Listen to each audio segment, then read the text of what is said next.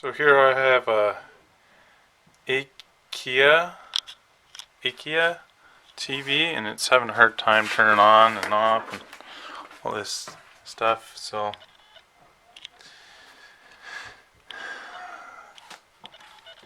the model number is LCT3201ADC.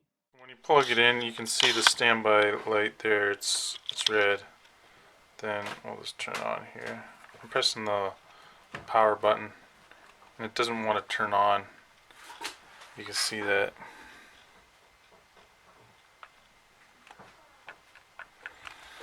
I'm gonna put it on the side. The side turned on okay. So it could be that the remote, just the power. Let's have a look here. Maybe it's a clogged IR port or something, I don't know.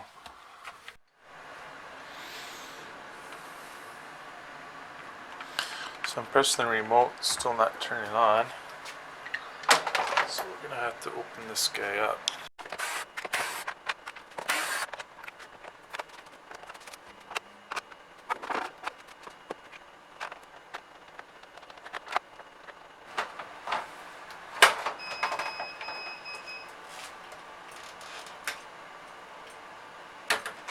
So here's the inside. You can see that the power board is a little bit dirty, and then it has this tin shield over the main CPU that I'll also be removing.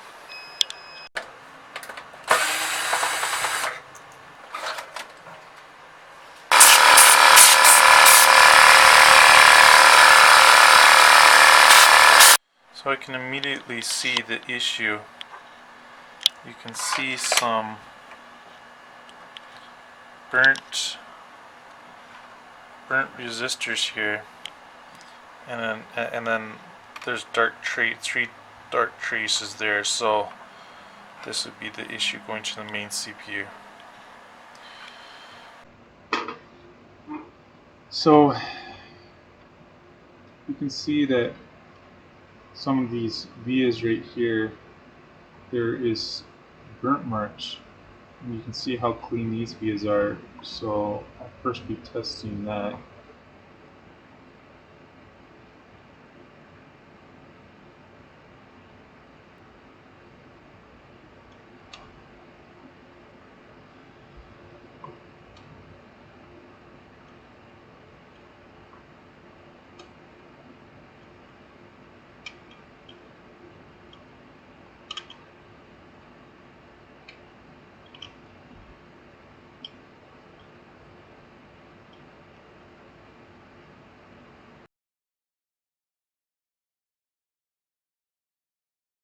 If it doesn't start, and it makes a little whining sound when it first starts, it's probably the capacitors. So what I did was I replaced these 1000 microfarad capacitors. There are 3 here. I replaced those. I replaced this one. It's 450 microfarads capacitor.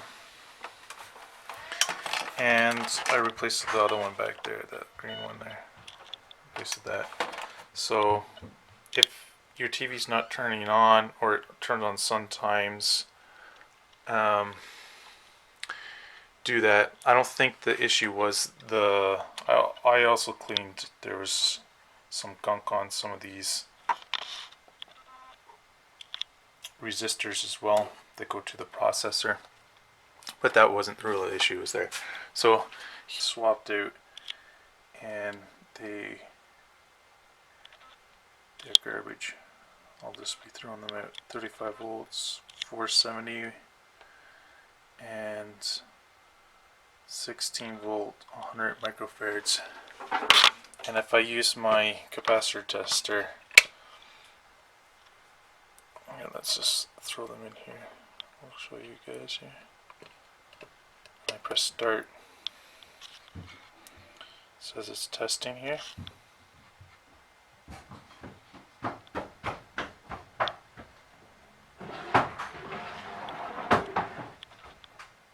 And it's measuring 33 microfarads, but it should measure 100 microfarads, so this is garbage. So here I have the TV, and now it's working after replacing those capacitors. You see, turns off, no problem. And then you just let it wait a little bit till that bottom standby LED turns red. That means it is fully powered down, so it's turned red now. And then just using the remote control or the side power button, it turns on. So there's the fix for you.